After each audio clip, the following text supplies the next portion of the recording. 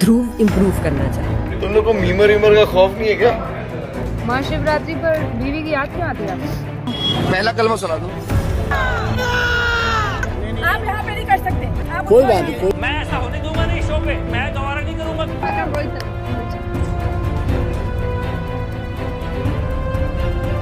T20 world cup के सबसे high voltage मुकाबले में भारतीय टीम ने पाकिस्तान को 61 रनों से हरा दिया। श्रीलंका की राजधानी कोलंबो में खेले गए ग्रुप राउंड के मुकाबले में भारत ने पहले बल्लेबाजी करते हुए 175 रन बनाए। इसके जवाब में पाकिस्तान की टीम 114 पर सिमट गई। ईशान किशन मैच के टॉप स्कोरर रहे, जिन्होंने 40 गेंदों में 77 रनों की पारी खेली। भारत की यह टूर्नामेंट में लगातार तीसरी जीत है। इस जीत के साथ ही भारत ने अगले राउंड यानी सुपर 8 में अपनी जगह पक्की कर ली है। T20 वर्ल्ड कप में यह भारत की पाकिस्तान के खिलाफ 9 मैचों में 8वीं जीत है, जबकि उसे सिर्फ एक मैच में हार का सामना करना पड़ा है। इस मैच के बाद सोशल मीडिया पर बहुत से वीडियोस निकल कर आए हैं। एक तरफ जहां सूर्य कुमार यादव ने सलमान से हाथ नहीं मिलाने का फैसला किया, तो वहीं दूसरी तरफ रोहित शर्मा और वसीम अकरम गले मिलते नजर आए। ये देखकर राइट विंग के खेमों में रोना धोना शुरू हो गया। लोग बोले, रोहित शर्मा पॉलिटिक्स की परवाह नहीं करते। ये भी कहा गया कि एक तरफ आपको पाकिस्तान से मैच भी खेलना है और हाथ भी नहीं मिलाना है, या तो सही तरीके से बॉयकॉट करो या गेम स्पिरिट से खेलो। सोशल मीडिया पर चल रहा है कि रोहित शर्मा और वसीम अकरम ने असली स्पोर्ट्समैनशिप दिखाई है। महान खिलाड़ी यही करते हैं, होना भी यही चाहिए। कॉर्नर में रो रहे अंधभक्तों और राजनीति पर ध्यान नहीं देना चाहिए। साथ ही साथ लोगों ने कहा, अंधभक्तों ने दिलजीत दोसांझ का बॉयकॉट किया क्योंकि उन्होंने फिल्म में पाकिस्तानी एक्ट्रेस को लिया, लेकिन जब जियो हॉटस्टार वालों ने पाकिस्तानी पूर्व क्रिकेटर्स को कमेंट्री में बुलाया तो उनको दामाद बना लिया। साथ ही साथ इंडिया पाकिस्तान मैच के बाद रोमाना इसरार खान ट्रोल होने लगी हैं। मैच के बाद एबीपी न्यूज पर चर्चा चल रही थी। पूर्व क्रिकेटर मोहम्मद कैफ एंकर पर भड़क गए। उन्होंने एंकर रोमाना इसरार खान को लाइव टीवी पर रियलिटी चेक दे दिया। एंकर पाकिस्तान के पूर्व क्रिकेटर शोएब अख्तर को बुलाकर पाकिस्तान के खिलाफ गलत सलत बोलने लगी। जब वो हद से ज्यादा पाकिस्तानी खिलाड़ियों का अपमान करने लगी तो मोहम्मद कैफ ने उन्हें लताड़ दिया। उन्होंने कहा कि बार बार पाकिस्तान की कमजोरियों की बात करने के बजाय भारत के खिलाड़ियों की तारीफ करनी चाहिए, खासकर नए खिलाड़ी किशन और मौजूदा कप्तान यादव की, जिन्होंने अच्छा परफॉर्म किया। करीब 3 मिनट तक उन्होंने खुलकर अपनी बात रखी। आप पाकिस्तान को कमजोर दिखा के हिंदुस्तान का श्रेय ले रही हो, ऐसा मत करो आप। शोएब अख्तर ने भी रोमाना से कहा कि मुझे ये समझ नहीं आता, जब आप मैच खेल सकते हो तो हाथ भी मिला सकते हो। मैंने तो विराट और रोहित से भी हाथ मिलाया था और बाकी प्लेयर की भी रेस्पेक्ट करी थी। इस पर एंकर बोली, पहलगाम में जिनके देश के लोग मारे गए हों उनका भी सोचिए। इस पर शोएब बोले कि फिर मैच ही खेलना बंद करो ना, ये ड्रामा किस लिए? तो मैच क्यों खेला? गोरे हमें देखते होंगे तो क्या सोचते होंगे? सोशल मीडिया पर लोगों ने उनकी बात का सपोर्ट किया और कहा कि यही होता है सही समय पर सच बोलना। जो डिबेट है वो गलत डायरेक्शन में जा रही है। सोशल मीडिया पर चल रहा है कि मोहम्मद कैफ ने एबीपी न्यूज की एंकर को करारा जवाब दिया। जब एंकर बात को घुमाकर मुद्दे से हटाना चाहती थी, तब कैफ ने उन्हें सीधे रोक दिया। उन्होंने साफ कहा कि कुछ लोग हमेशा हमारी टीम की तारीफ कम करके दूसरी टीम को नीचा दिखाकर जीत का क्रेडिट छीनने की कोशिश करते हैं, लेकिन सच ये है कि हमारे खिलाड़ी बहुत ज्यादा दबाव में खेलते हैं और फिर भी अच्छा परफॉर्म करते हैं। साथ ही साथ लोगों ने कहा कि एबीपी न्यूज का बॉयकॉट करना चाहिए। उसी के साथ खबरें ये भी हैं कि इंडिया पाकिस्तान मैच के बाद कॉमेडियन मुनव्वर फारूकी का रिएक्शन सामने आया है। मुनव्वर फारूकी ने पाकिस्तान क्रिकेट टीम के खिलाड़ियों को सलाह दी है। वहीं भारत की जीत के बाद अफगानिस्तान से जश्न की तस्वीरें सामने आई हैं। रिपोर्ट्स निकलकर आई हैं कि अफगानिस्तान के लोगों ने इंडिया की जीत को सेलिब्रेट किया। कॉमेडियन मुनव्वर फारूकी ने कहा कि पाकिस्तानी क्रिकेट टीम बोल रही थी कि हम इंडिया में नहीं खेलेंगे, लेकिन खेले तो तुम लोग श्रीलंका में भी नहीं। तुम लोग अब अपना फोन मत खोलना, सोशल मीडिया तो बिल्कुल मत खोलना, क्योंकि मीम बनाने वाले निकल पड़े हैं, वो तुम लोगों को छोड़ेंगे नहीं। पाकिस्तान टीम बोल रही थी कि भाई हम इंडिया में क्रिकेट नहीं खेलेंगे, ठीक है, यार खेले तो तुम श्रीलंका में भी नहीं यार आज। तुम लोग को मीमर का खौफ नहीं है क्या? अब ठीक है, अभी कोई फोन खोलना मत, इंस्टाग्राम ट्विटर खोलना ही नहीं। सोशल मीडिया पर चल रहा है कि इससे अच्छा तो ये लोग मैच का बॉयकॉट ही कर देते। इन लोगों की कुछ तो इज्जत रह जाती। साथ ही साथ पूर्व क्रिकेटर इरफान पठान ने पूछा, पड़ोसियों संडे कैसा रहा? साथ ही साथ खबर निकल कर आ रही है यूट्यूबर ध्रुव राठी के हवाले से। यूट्यूबर ध्रुव राठी ने गोदी मीडिया को सुधारने का तरीका बताया है।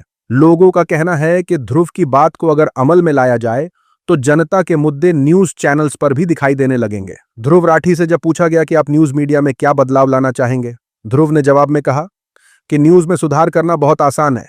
इसके लिए आपको सारी सरकारी फंडिंग पर बैन लगा देना चाहिए। सरकारी फंडिंग अलाउड ही नहीं होनी चाहिए न्यूज चैनल्स को। अपने आप सारे न्यूज चैनल्स सुधर जाएंगे। सारी गवर्नमेंट फंडिंग पर बैन लगा दो। गवर्नमेंट फंडिंग अलाउड ही नहीं होनी चाहिए न्यूज चैनल्स। आजकल उनका बिजनेस मॉडल ही यही है, सरकार से पैसे लो और न्यूज चलाओ। इसीलिए ये लोग सरकार की तरफ ज्यादा झुकाव रखते हैं। एक बार अगर ये काम हो जाए तो न सिर्फ न्यूज चैनल्स बंद होंगे बल्कि उनका बिजनेस बंद होगा और दोबारा से वो जनता के मुद्दों पर ही बात करेंगे। ध्रुव राठी की ये बात सुनकर आईटी सेल को चिंता होने लगी। अगर न्यूज चैनल्स बंद हो गए तो उनका काम बढ़ जाएगा। सरकार की नाकामियों को छुपाने का पूरा लोड आईटी सेल पर आ जाएगा। उनका बिजनेस मॉडल ही यही है कि सरकार से पैसे लो और फिर न्यूज चलाओ। सब सरकार की तरफ टिल्ट करते हैं। सोशल मीडिया पर चल रहा है कि वो जो कह रहा है उसकी बात सच में समझ में आती है और ये अच्छी बात है कि हमारा डेमोक्रेसी का चौथा पिलर यानी मीडिया अपनी जिम्मेदारी बनाए रखे। साथ ही साथ लोगों ने कहा, इश्तेहार की जगह ये लोग दूसरे रास्ते से गंदा पैसा कमा लेंगे। ध्रुव को समझना चाहिए कि वो जर्मनी में है, भारत में नहीं। भारत में करप्शन आम बात हो गई है और बहुत से लोग इसमें शामिल रहते हैं। अगली अपडेट एंकर रुबिका लियाकत के हवाले से है। न्यूज एंकर रुबिका लियाकत ने महाशिवरात्रि के मौके पर यह वीडियो पोस्ट किया। रुबिका लियाकत अपने वालिद के साथ नजर आ रही है। माथे पर चंदन टिका किया हुआ है। रुबिका ने कहा कि मां को महादेव बहुत पसंद है। पापा आज भी महाशिवरात्रि पर मुझसे नारियल छड़वाते हैं।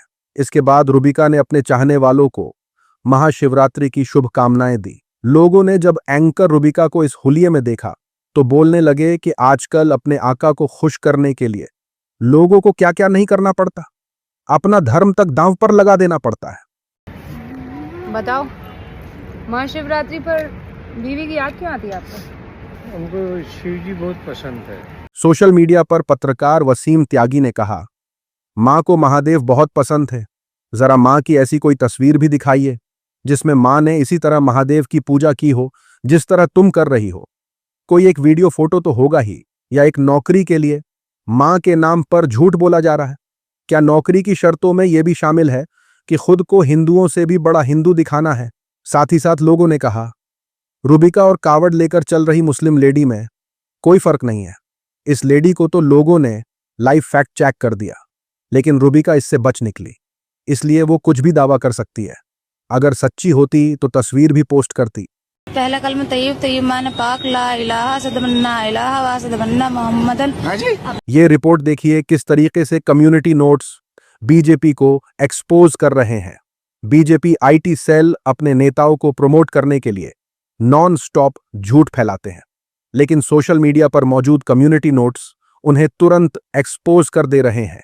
15 फरवरी को गुजरात में अमित शाह ने कहा कि नरेंद्र मोदी ने गरीब, दलित, पिछड़े और आदिवासी समाज को सरकारी रिसोर्सेज पर पहला हक दिया।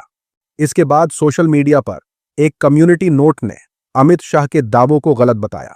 कम्युनिटी नोट में कहा गया कि अमित शाह और नरेंद्र मोदी भारत का बेड़ा गर्क कर रहे हैं, संविधान के आर्टिकल 14 का मखौल उड़ा रहे हैं जो बराबरी का अधिकार देता है। सोशल मीडिया पर चल रहा है कि यह वाकई मजेदार लग रहा है। उन कम्युनिटी नोट्स को ब्लॉक करने को भी कहा गया। एक्स ने साफ मना कर दिया। कंपनी ने कहा कि कम्युनिटी नोट्स एक सिस्टम से लगते हैं, किसी एक व्यक्ति के कंट्रोल में नहीं होते। साथ ही साथ लोगों ने कहा कि आजाद भारत के इतिहास में पहली बार किसी होम मिनिस्टर की एक ही पोस्ट पर 8 कम्युनिटी नोट लगे हैं। लोग बीजेपी को ताने मारते हुए उन्हें अलग अलग नामों से बुला रहे हैं। उसी के साथ खबर है मोहन भागवत के हवाले से।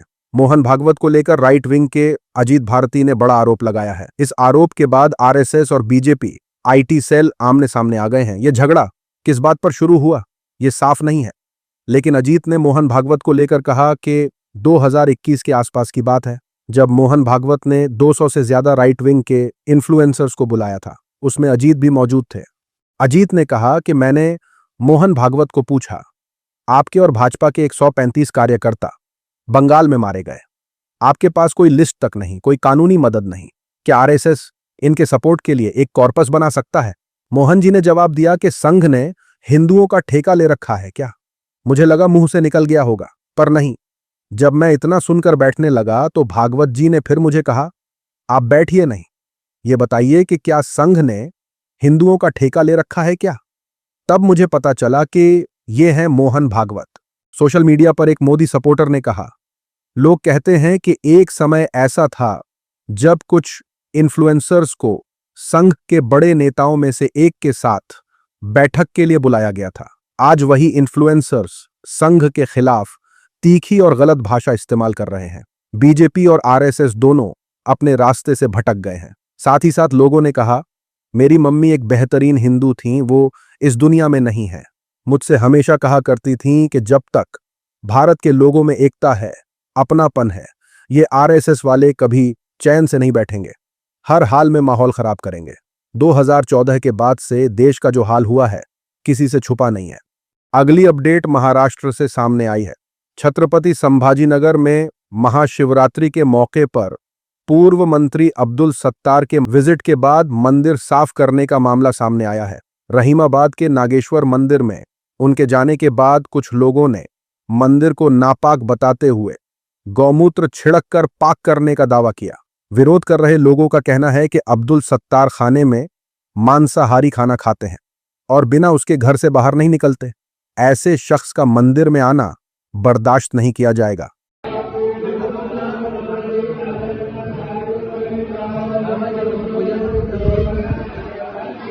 सोशल मीडिया पर चल रहा है कि यही लोग बीफ खाने वाले निक जोनस और उनके मां बाप के राम मंदिर अयोध्या में एंट्री पर चुप रहे। उनकी विजिट के बाद किसी तरह की नाराजगी या सफाई नहीं की गई। अपने देश के लोगों के लिए और गोरों के लिए ये दोगलापन क्यों? साथ ही साथ लोगों ने कहा, चुन चुन कर पाक साफ करने के नियम बनाना सच में अजीब है। अब्दुल सत्तार जो जनता से चुने गए विधायक हैं, उन्हें सिर्फ इसलिए अपमान झेलना पड़ता है क्योंकि वो मांस खाते हैं। वहीं बिल गेट्स, जिनका नाम एप्स्टीन फाइल्स मामले में आया और जिनकी फाउंडेशन पर भारत में नई वैक्सीन का टेस्ट करने के आरोप लगे, उन्हें लाल कालीन बिछाकर स्वागत मिलता है, हाथ जोड़कर फोटो खिंचवाई जाती है।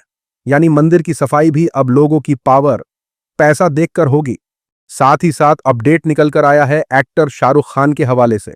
शाहरुख खान अक्सर अपने विमल पान मसाला वाले एड के लिए ट्रोल होते रहते हैं। तंबाकू को प्रमोट करने की वजह से उनके खिलाफ पुलिस मुकदमे भी हो चुके हैं।